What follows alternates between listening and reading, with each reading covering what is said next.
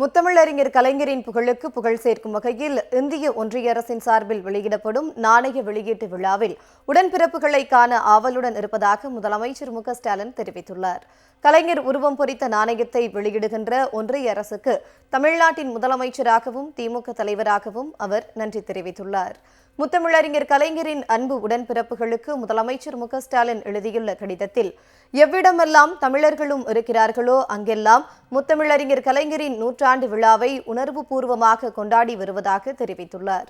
தலைவர் கலைஞருக்கு அருங்காட்சியகத்துடனான நினைவிடம் அலைக்கடலின் தாலாட்டும் இசையின் பின்னணியுடன் அமைக்கப்பட்டிருக்கிறது. முத்தமிழறிஞர் கலைஞர் பெயரால் சென்னையில் பன்னோக்கு மருத்துவமனை, மதுரையில் நூற்றாண்டு நூலகம், கிளாம்பாக்கத்தில் பேருந்து முனையம் என தன் வாழ்நாளெல்லாம் தமிழ் மக்கள் பயன்பெற பாடுபட்ட தலைவரின் புகழ் போற்றும் வகையில் பயனுள்ள கட்டமைப்புகள் அவருடைய நூற்றாண்டில் உருவாக்கப்பட்டும் வருகின்றன என்று அவர் கூறியுள்ளார். மாவட்டங்கள் தோறும் திமுகவினர் நிறுவிய சிலைகள், அறக்கட்டளை சார்பில் திருவாரூரில் கலைஞர் கோட்டம் என தலைவர் கலைஞரின் நூற்றாண்டு விழா எத்திசையும் புகழ் மணக்க கொண்டாடப்படுகிறது.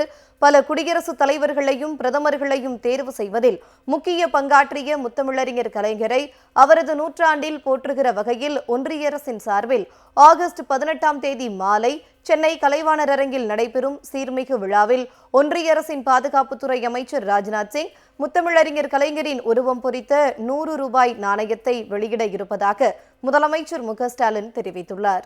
முத்தமிழறிஞர் கலைஞரின் அரசியல், நிர்வாகம், கலை, இலக்கியம், திரைத்துறை, இதழியல் என பன்முக சாதனைகள் இந்திய அளவில் தாக்கத்தை ஏற்படுத்தியவை.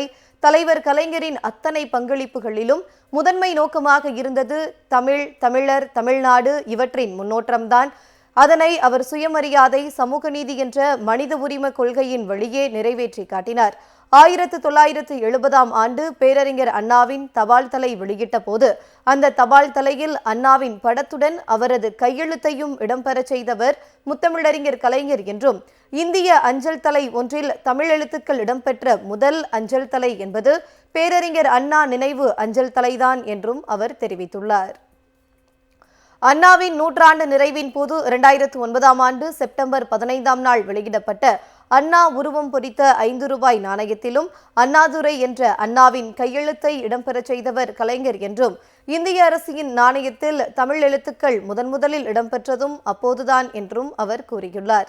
எந்த இடமாக இருந்தாலும் அங்கே தமிழுக்காக வாதாடியவர் நம் தலைவர் கலைஞர் என்றும், ஐக்கிய முற்போக்கு கூட்டணி ஆட்சியில் தமிழுக்கு இந்திய அரசின் செம்மொழி தகுதியை பெற்றுத்தந்ததையும் முதலமைச்சர் மு.க.ஸ்டாலின் நினைவு கூர்ந்துள்ளார்.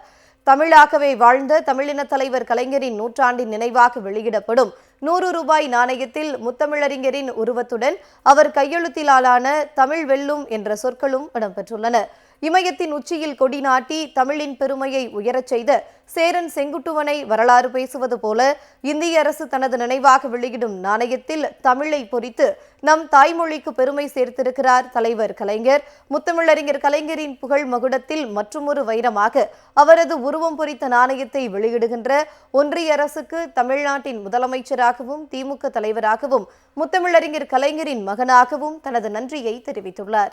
இமயம் போல உயர்ந்து நிற்கும் முத்தமிழறிஞர் கலைஞரின் புகழுக்கு புகழ் சேர்க்கும் வகையில் ஒன்றிய அரசின் சார்பில் வெளியிடப்படும் நாணய வெளியீட்டு விழாவில் உடன்பிறப்புகளை காண ஆவலாக இருப்பதாக உடன்பிறப்புகளுக்கு எழுதியுள்ள கடிதத்தில் முதலமைச்சர் மு.க.ஸ்டாலின் தெரிவித்துள்ளார்.